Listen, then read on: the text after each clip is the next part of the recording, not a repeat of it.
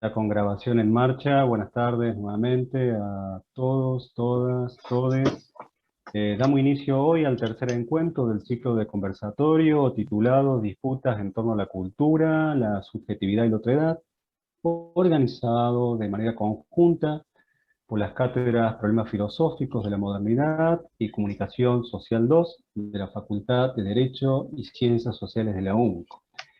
El eje de este conversatorio es disputas en comunicación y cultura desde el sur global, subalternización, resistencias y autonomías, para el cual contamos con la participación, y voy a hacerlo sin demasiados protocolos y adornos, porque es lo que hemos convenido, ¿sí?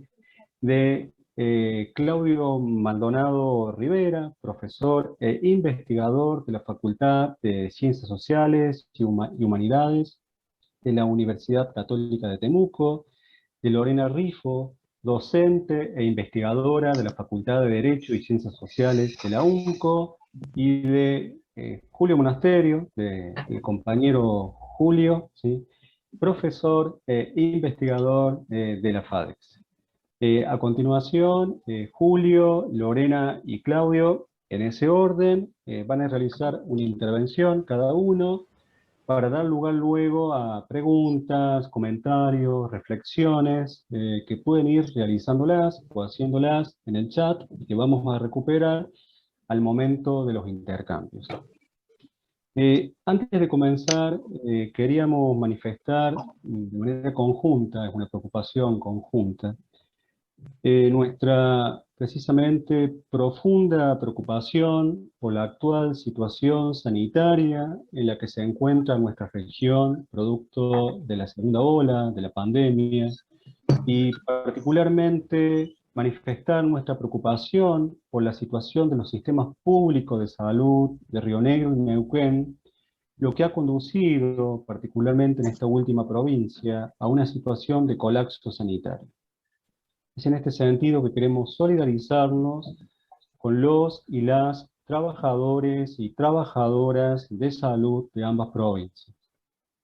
Bien, dicho esto, le cedo la palabra a Julio, que va a dar inicio a su presentación, luego, como anticipé, continuará Lorena, y por último, Claudia.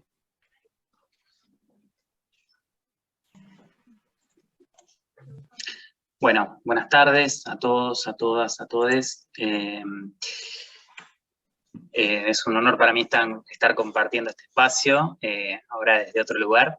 Y bueno, voy a hacer una breve presentación un poco en torno a las cuestiones por las que nos convoca la actividad, que justamente son las disputas en comunicación y cultura desde el sur global, y la idea de subalternización, de resistencias y de autonomía.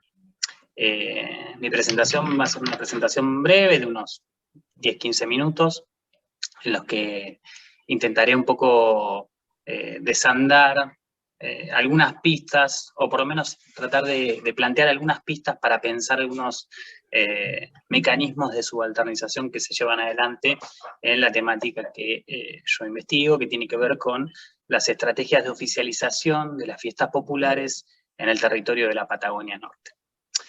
Pero primero voy por esta cuestión que planteábamos, ¿no?, en el título: ¿por qué las disputas en comunicación y cultura en el sur global? Y un poco porque entendemos a la cultura como un proceso social dinámico, cambiante, coyuntural y contingente, como un espacio que es indisociable de lo político, de lo económico, y que de alguna forma organiza la relación entre las clases y borra, digamos, entender la cultura de esta manera también borra el carácter artificial de un determinado orden social establecido. Y es la comunicación, en esta misma línea, una dimensión central para pensar la construcción de sentidos y para pensar los fenómenos de transformación cultural. Es un poco en esta línea también, y es la línea desde la que estoy partiendo, es la línea de los estudios culturales críticos, es la línea de algunas perspectivas críticas latinoamericanas vinculadas a, por ejemplo, las perspectivas de colonial, que no podemos pensar a la cultura por fuera de su materialidad. Y al mismo tiempo, digamos, tampoco podemos pensar la cultura desligada de la ideología, y estas se articulan y se interrelacionan permanentemente. Esto es central para comprender los procesos culturales en los que se producen las disputas en pos de la apropiación de los sentidos. Otro eje que me parece también central, que va a rondar por toda la presentación, tanto de Lorena como de Claudio, tiene que ver con la cuestión de la hegemonía como una configuración, una determinada configuración de poder en un orden de producción de sentidos comunes y de subalternizaciones naturalizadas, y que de alguna forma la podemos pensar como un espacio que fija reglas de juego y limita de alguna forma las posibilidades de los discursos y de las prácticas en un conjunto social de un tiempo y espacio determinado. En el caso que me toca trabajar a mí, que justamente tiene que ver con las estrategias de oficialización de las fiestas o de las celebraciones festivas en la Patagonia Norte, como les decía recién, opera mucho una cuestión que es concebida a partir de la noción de tradición, en tanto lugar en donde las clases dominantes imponen su poder sobre los dominados, ¿no? Y allí se da una lucha también, digamos, ¿no? Y esto quiero dejarlo en claro, digamos, yo voy a centrarme un poco en los mecanismos de subalternización, pero de alguna forma también esos mecanismos siempre son resistidos, y allí se da una lucha permanente entre procesos de disputas, y también en torno a una selección activa que se hace de la historia de los pueblos y de sus clases en relaciones obviamente asimétricas, ¿no?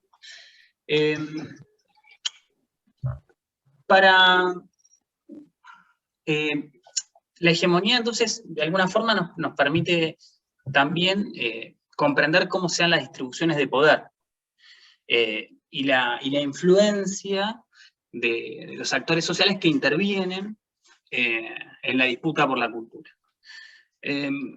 Y acá me parece que también que es interesante pensar que su concepción nos invita a leer tanto capacidades de reproducción de un orden social, como al mismo tiempo posibilidades de transformación.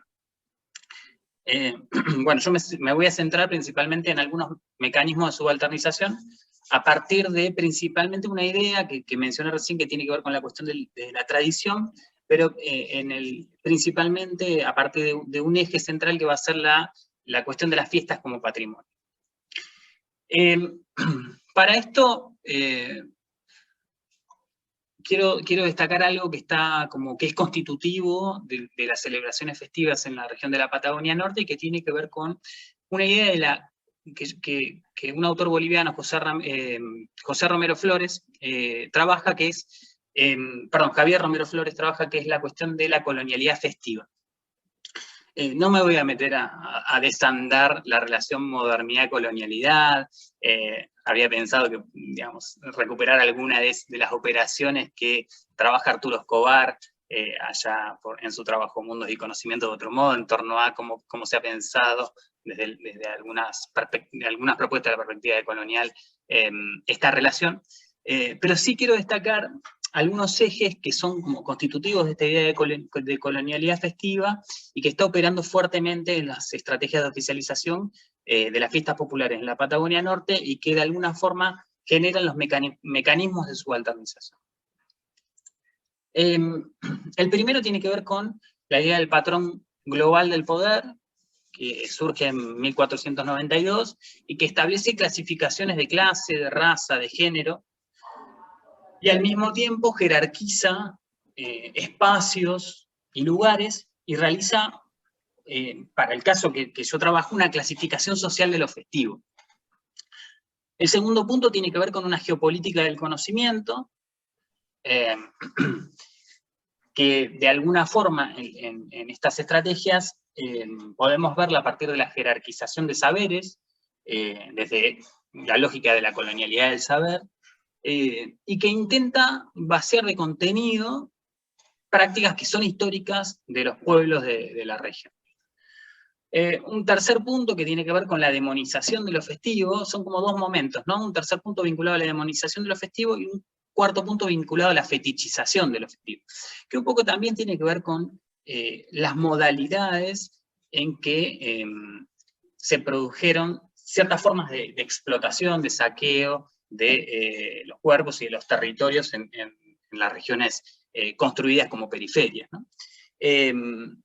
Y en esa demonización de los festivos, primero se ha dado ese proceso de invisibilización, de exterminio, y un segundo momento asociado más a esta idea de la visibilización a partir de justamente la folclorización en algunos casos, la visibilización en algunos otros, y bueno, y hay un autor contemporáneo que se llama Pablo Labarce que plantea que también se desarrolla una estrategia de plebeyización que tiene que ver con esto de representar a ciertas prácticas populares como burdas, como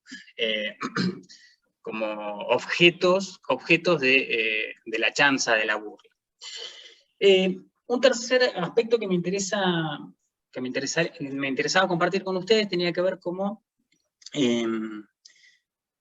pensar los mecanismos de subalternización en torno a lo popular, digamos, ¿no? A la idea de lo popular, entre comillas. Y acá algunas cuestiones que me interesa compartirles. Primero, el rol del Estado, ¿no? en su centralización política y unificación cultural, y que tiene que ver, bueno, por caso en nuestra región hay un ejemplo muy concreto que tiene que ver con la conquista del desierto y todo lo que ello implicó. Y al mismo tiempo, esta idea de unificación política y de centralización política y de unificación cultural forma parte de los Estados-nación modernos en pos de la conformación de una hegemonía cultural para establecer ciertos grados de legitimación política. Otro aspecto vinculado a mecanismos de subalternización que operan sobre lo popular está vinculado a esta idea de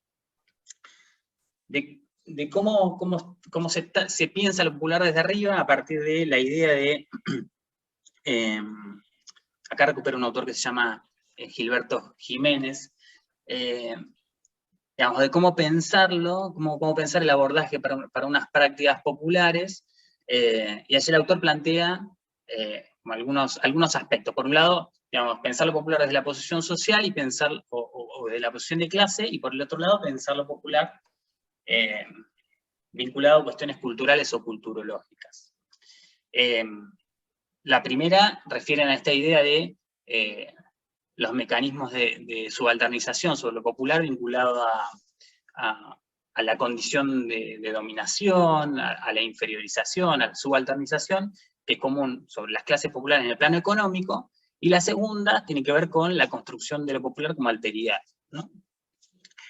Un tercer aspecto en torno a esta idea de los mecanismos de subalternización sobre lo popular tiene que ver con el lugar que ocupa la tradición. Y acá la tradición me parece como muy importante en torno a cómo yo vengo trabajando e intentando desentramar estas estrategias de oficialización que se da sobre lo festivo, porque la idea de lo tradicional, como algo asociado a lo autóctono, a lo que constituye determinadas culturas y lugares, tiene aquí, digamos, como una doble dimensión para ser analizada. Por un lado, pensado desde el Estado, la idea de lo tradicional esencializa, y esencializa las miradas sobre lo popular, y anula la distinción que podría haber, por ejemplo, entre lo popular y lo nacional, entre lo popular y lo masivo. Y por otro lado, construye una narrativa oficial que de alguna forma legitima prácticas culturales como tradiciones despojadas de cualquier tipo de conflicto histórico. El último punto que me interesaba para compartirles a ustedes, vinculado a esta idea de los mecanismos de subalternización en torno a las cuestiones de las culturas populares, tiene que ver con quién construye la representación, ¿no? Y acá me parece interesante, digamos, ¿no? Ver esta idea de la relación entre las fiestas populares, fiestas masivas, y de qué forma la cultura de masas, de alguna manera se transforma en administradora de la representación sobre la popular, es decir, recuperando algunos rasgos que parecieran ser como inherentes de las culturas populares, es más, hasta parecieran ser como inherentes de la cultura popular, como si hubiera una cultura popular, y de alguna forma deja de lado un montón de otros aspectos por ser disfuncionales, por no servir a los intereses de determinados sistemas o modelos de producción vigente. Y aquí, digamos, vuelvo a esta idea que mencionaba al comienzo de las estrategias de plebeyización que mencionaba el autor Pablo Alabarza. Quiero, como para ir finalizando, detenerme en un aspecto que me parece que como que conjuga todos estos elementos que recién estuve mencionando, asociados a la cuestión del patrimonio, y algo que aparece mucho. Yo analizo documentos normativos vinculados a procesos por los cuales las celebraciones festivas en Patagonia Norte se convierten en fiestas nacionales. Bueno, y en la mayoría de los documentos aparece la idea de patrimonio, no solamente en la mayoría de los documentos, sino también en todo lo que tiene que ver con la publicación oficial de los eventos. Y entonces, la cuestión de patrimonio me parece interesante recuperarla por 4 aspectos. Primero, porque, digamos, pensado en la idea de patrimonio o la categoría de patrimonio es una categoría moderna, es una categoría monocultural, es una categoría que universaliza o que pretende universalizar, y de alguna forma, y como su mismo nombre lo indica, es paternalista, ¿no? Me parece que es importante primero llevar adelante como o poder hacer o mirar críticamente esta concepción. Segundo, la idea del patrimonio, y sobre todo el patrimonio cultural inmaterial, digamos, que es una categoría que es recuperada por la UNESCO en la Convención Internacional por la Salvaguardia del Patrimonio Cultural Inmaterial, que se da en el 2003, pone al Estado como garante del patrimonio, ¿no? Y el Estado como garante del patrimonio es el Estado que se posiciona desde un lugar de superioridad, y también, como decía hace un rato, desde su concepción monocultural. Y ahí, digamos, el Estado tiene que ser el garante de 4 ejes que aparecen en ese documento que recién les mencionaba de la Convención para la Salvaguardia del Patrimonio Cultural Inmaterial, que son el respeto, la tolerancia, la salvaguarda, el reconocimiento y la cooperación y la asistencia. El Estado tiene que ser el garante de estos 4 elementos. Y después es interesante porque la categoría de patrimonio también nos da un manual acerca de, bueno, nos plantea, nos presenta como una especie de manual en torno a cuáles son las prácticas que pueden ser incorporadas dentro de la narrativa oficial patrimonial. Y acá hay muchísimas prácticas que claramente han sido motivos de celebración en distintos ámbitos, desde distintos sujetos, que no ingresan en esa narrativa. Y por último, la categoría o el concepto de patrimonio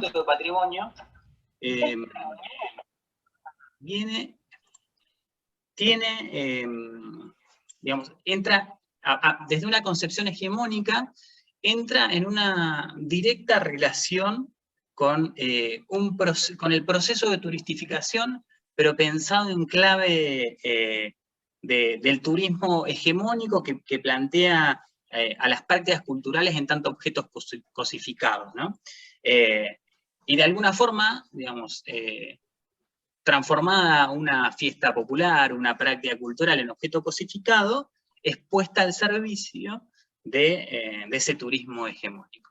Bueno, un poco esa es la presentación que quería compartirles con ustedes. Obviamente quedan un montón de ejes abiertos, porque son con muchos ejes que acabo de plantear, pero me parece como interesante que, en todo caso, pasarle la palabra a Lorena para que continuemos con los distintos ejes que teníamos pensados para la charla, y en todo caso después, bueno, volvemos a intercambiar. Muchas gracias.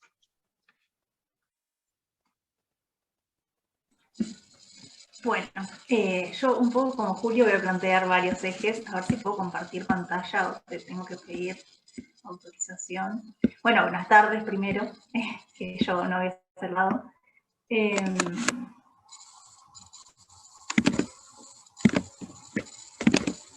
A ver si ahí se está viendo porque no tengo... Sí, se ve, Lorena. Sí, se ve perfecto, Lorena. Que ahora ya me acostumbré al Meet, entonces como voy cambiando de aplicación. Bueno, acá lo que hice fue un poco recuperar el título del encuentro que nos reúne hoy. En mi caso, a diferencia de Julio, yo sí voy a trabajar conflictividad específicamente, digamos, y hay algunas cosas de las que hay en Julio que me parecen interesantes, que dejan como abiertas para poder dialogar, ¿no? En esto de cómo opera el Estado y cómo aparece la desaparición del conflicto también en el momento de pensar las políticas públicas estatales. Mi tema de investigación tiene que ver con el megaproyecto Vaca Muerta, con la subjetivación política vinculada a la expansión de la frontera hidrocarburífera con los hidrocarburos no convencionales, es decir, con aquellos hidrocarburos que necesitan la técnica del fracking o de la hidrofractura para extraerse. Y en función de eso, digamos, bueno, lo que voy a hacer en esta presentación, como para dejar puntas abiertas para el debate posterior y para que podamos dialogar en esto de que efectivamente sea un conversatorio, es ir contándoles varios de los ejes, de alguna forma, que conectan mi tema con estos tres puntos, ¿no? Con la idea de subalternización, con la idea de resistencias y con la idea de autonomía. Bueno, en primer lugar, ¿qué es el megaproyecto Vaca Muerta? Acá seleccioné dos imágenes. En la primera lo que pueden ver es con la línea azul lo que es la cuenca neuquina, ¿no? La cuenca hidrocarburífera neuquina. Vaca Muerta es una formación geológica que está ubicada en la cuenca hidrocarburífera neuquina, por lo cual, a pesar de que en general se la suele asociar con la provincia de Neuquén, en realidad cubre buena parte de la provincia de Neuquén, parte de la provincia de Río Negro, parte de la provincia de La Pampa y hasta el sur de Mendoza, en primera instancia, ¿no? Sí es cierto que se está empezando a explotar masivamente los recursos de hidrocarburos no convencionales en la zona de la provincia de Neuquén. Y bueno, también en segunda instancia en el Alto Valle de Río Negro, ¿no? Es una reserva que ocupa entonces 30.000 kilómetros cuadrados, que es una de las mayores reservas de shale gas, que es un tipo de hidrocarburo no convencional, a nivel internacional, según las proyecciones de la Agencia de Estados Unidos, de Energía de Estados Unidos. Y otra cuestión que me interesaba decir, y por eso seleccioné esta imagen, es porque acá cuando aparece ciudad, digamos, la única referencia que hay es a Neuquén Capital, ¿no? Acá en toda esta zona hay ciudades, pero la única referencia que aparece en este mapa es Neuquén Capital. Este mapa lo pueden encontrar en la página Shale en Argentina, que es una página creada por el Instituto Argentino del Petróleo y del Gas, que es el IAPG, que está constituido por los gerentes de las principales empresas nacionales y transnacionales de hidrocarburos. Lo segundo es una guía Vaca Muerta, digamos, que es una guía de estas donde vos puedes acceder, digamos, a información vinculada a restaurantes, hoteles y demás, que en alguna parte de esa guía aparecen este mapa que lo que hace es poner en cuadraditos, que serían las áreas de explotación, cómo está hoy segmentada la cuenca neuquina en realidad, que ahora casi siempre le decimos Vaca Muerta, pero es la cuenca neuquina, tradicionalmente se conoce como cuenca neuquina. Estos diferentes colores lo que hacen es organizar, digamos, 4 formas, de 4 áreas, 4 tipos de áreas. La verde son las áreas que están en desarrollo continuo, es decir, que ya tienen explotación masiva de no convencionales. Las de rosado son las que son proyectos piloto que están en curso, están desarrollándose. Las de azul son proyectos pilotos que aún no han comenzado, sino que son a proyección. Esto era para 2019-2020, o sea, hoy esto puede haber cambiado un poco o bastante.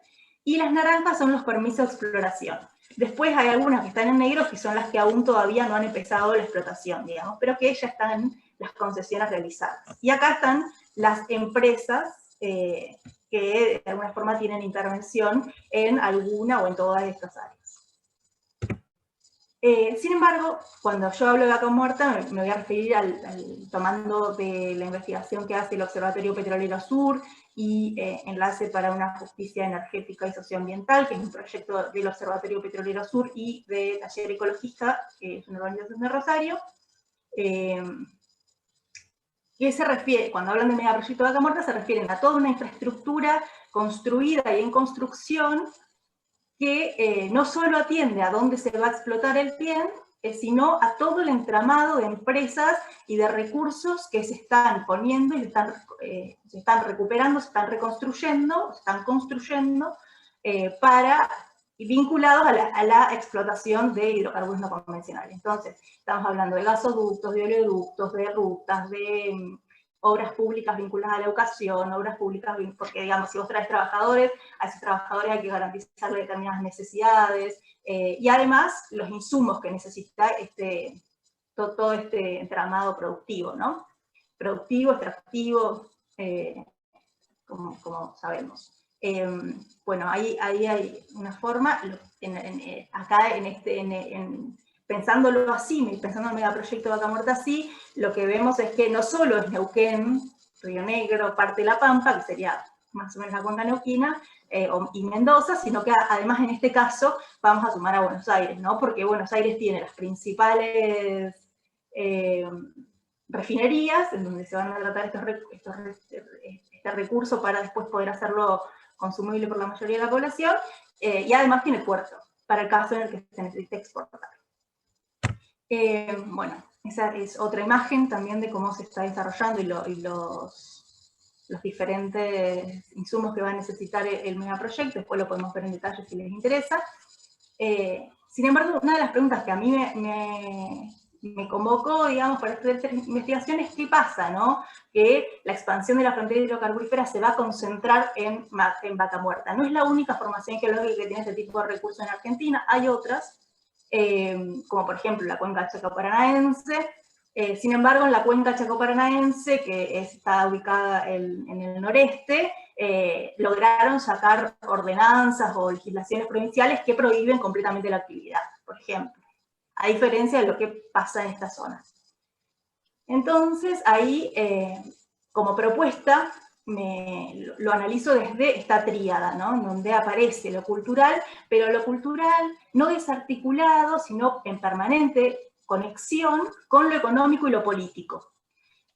Acá yo elegí algunos ejes para cada uno, digamos, pero esto siempre está, o sea, esta separación es solamente analítica, ¿no? O sea, no podemos hacer esta separación en términos como modelo de desarrollo, porque precisamente lo que construye el modelo de desarrollo son estas 3 dimensiones en articulación permanente y constante.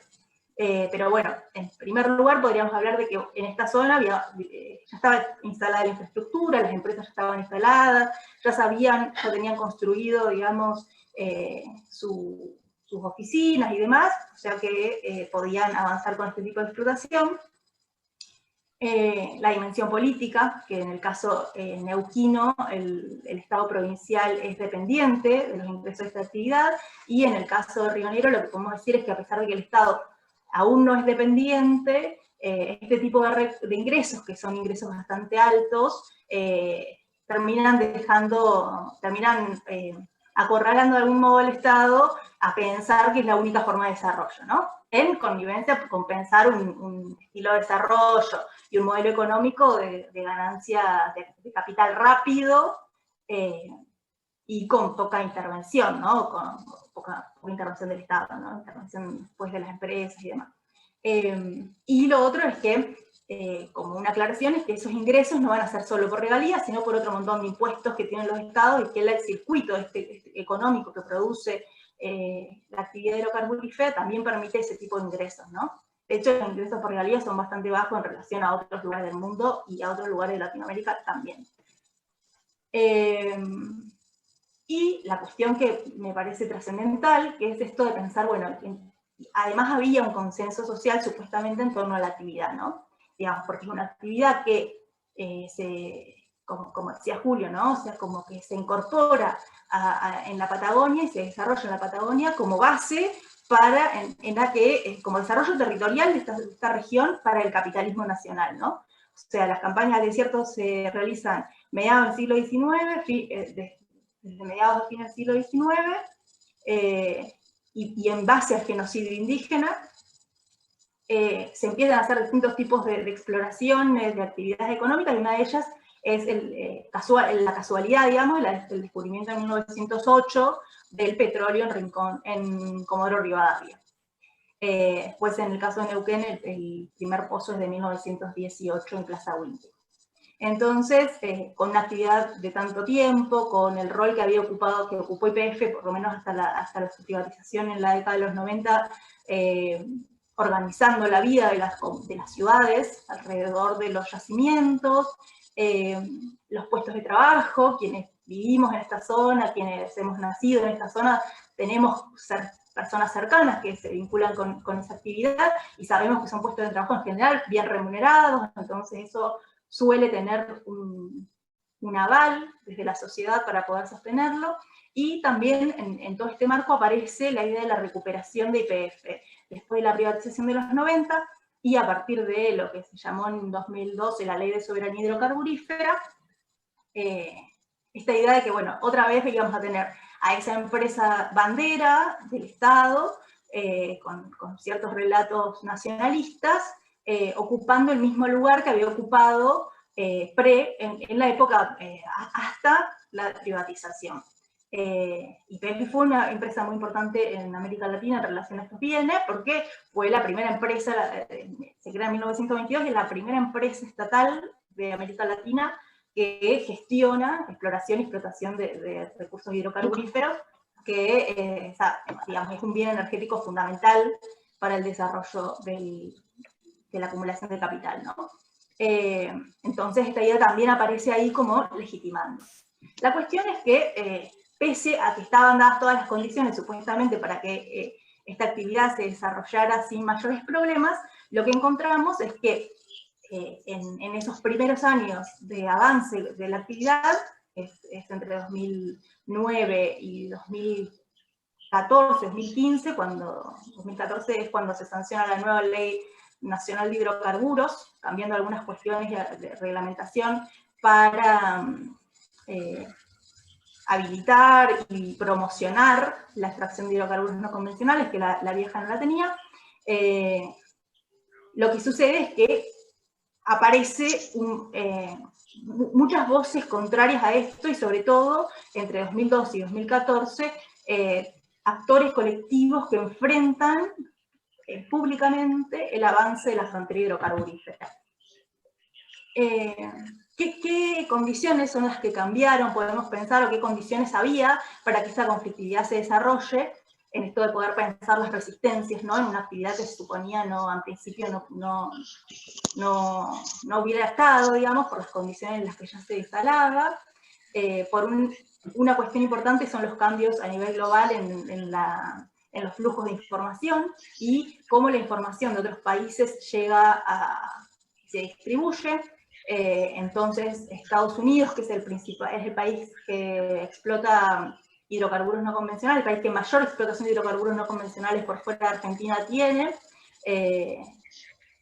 ya tenía consecuencias negativas por el uso de la técnica del fracking y por la extracción de estos bienes naturales, y eso empieza a llegar a Argentina, por intermedio de los trabajadores que iban a formarse allá para venir a explotar acá. Entonces, si alguien conocía a esta persona, digamos, esa persona después contaba.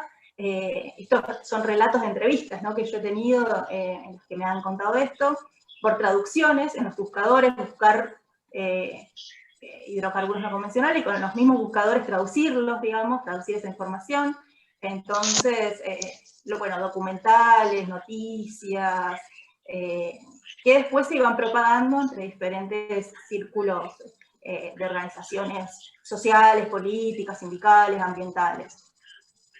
En segundo lugar, también pensar en esta fisura del imaginario desarrollista, que con las privatizaciones de la década de 1990 ya, a pesar de poder apelar a seguir apelando a esa idea, hay algunas cosas que ya nada va a ser igual, ¿no? O sea, ya sabemos qué pasa cuando las empresas petroleras se van de los territorios, dejan la contaminación y no cambia el esquema de futuro de desarrollo. Y después dos puntos importantes de antecedentes para pensar esta conflictividad, que tiene que ver, por un lado, con la conflictividad indígena, que hacia fines de la década de 1990 se prueban los impactos ambientales de comunidades cercanas, sobre todo en comunidades cercanas al yacimiento Loma La Lata, que está ubicado en la zona de Neuquén, con las comunidades Cachipaín y Painemil, que a partir de diferentes impactos que van registrando en su propia vida, digamos, logran hacer estudios y prueban consecuencias ambientales en la salud de los integrantes de las comunidades, bueno, y sociales, culturales, económicos. Y después la conflictividad socioambiental, que en Argentina tiene como su punto de máxima expresión en 2003, con el freno en la ciudad de Esquel al avance de la megaminería a cielo abierto, que Esquel está ubicado en la provincia de Chubut, y que después eso va a tener también repercusiones nacionales en distintos lugares, en distintas ciudades del país, que también se presenta como un freno a esta actividad. En el caso de Neuquén va a ser las asambleas de Loncopué y Campana-Mahuida, impidiendo el avance en esa zona de la megaminería.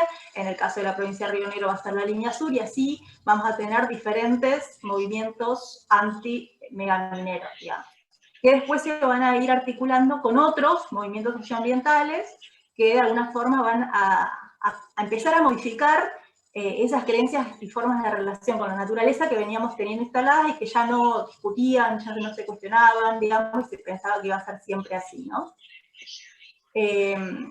Bueno, estas imágenes son del momento en el que se firma el acuerdo Chevron-YPF, que se vota en la legislatura de la provincia de Neuquén, el acuerdo Chevron-YPF, que es el primer acuerdo en el que se garantiza como la posibilidad de explotación masiva de estos bienes naturales a partir de la alianza, si se quiere, entre la empresa YPF con Chevron, porque Chevron traía la tecnología con la que se iba a hacer la extracción.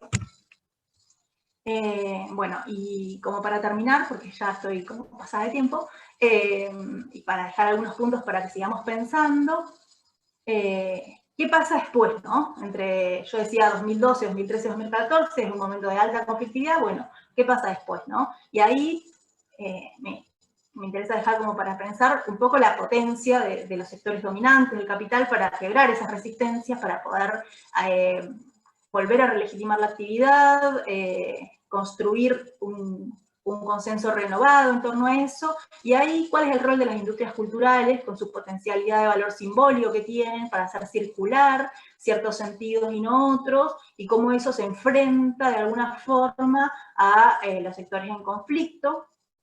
Acá también podemos pensar quiénes se oponen a las industrias culturales de esa construcción de valor simbólico también, ¿no? Los medios alternativos, de comunicación popular y demás, pero cuáles son los límites de llegada también de cada sector en ese punto, ¿no?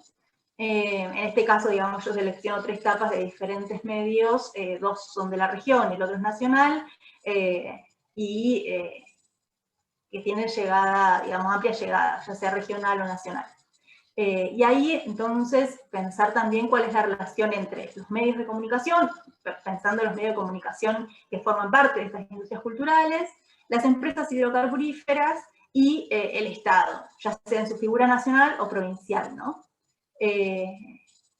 Pero también, y en esto de poder pensar esa construcción de autonomía y ese proceso de conflictividad, no como algo estanco, ¿no? Que podemos decir, bueno, se corta acá, como yo puedo hacer el recorte temporal para investigar este tema, sino como que está todo el tiempo en un proceso de lucha, de reflujo y flujo, digamos, en función de la correlación de fuerza del momento histórico en el que se está desarrollando, qué es lo que deja el conflicto, ¿no? O sea, qué cosas ya no van a ser de todas formas iguales que antes, ¿no? ¿Cómo vemos hoy la actividad hidrocarburífera? ¿Cómo que queda la actividad hidrocarburífera? ¿Qué cambios tuvo que generar? ¿Qué pasó con las tratadoras de residuos que finalmente, digamos, las trasladan al hielo?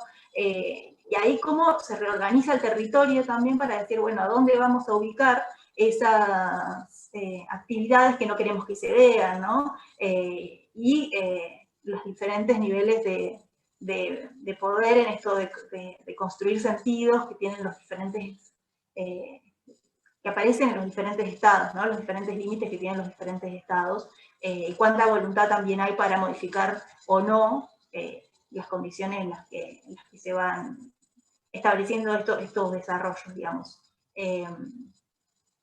Bueno, y otra, por último, casi cierro, el debate sobre la matriz energética, ¿no? O sea, el debate sobre, que es algo que se ha hecho cada vez más popular y se incorpora también a la conflictividad posterior de la juventud por el cambio climático, que tiene que ver con el rol de los combustibles fósiles en el aporte al cambio climático, entonces, y en este momento ya se empieza a poner en discusión, ¿no? O sea, ¿para qué se extraen los hidrocarburos no convencionales?